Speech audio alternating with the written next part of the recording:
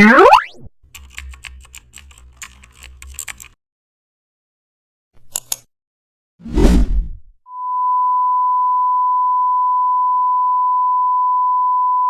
believable environment often depends on how well shadows interact with every object in the scene.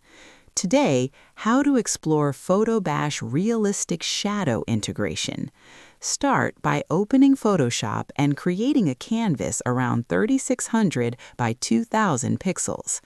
Import your base environment, such as a city street or natural landscape, and stretch it across the canvas.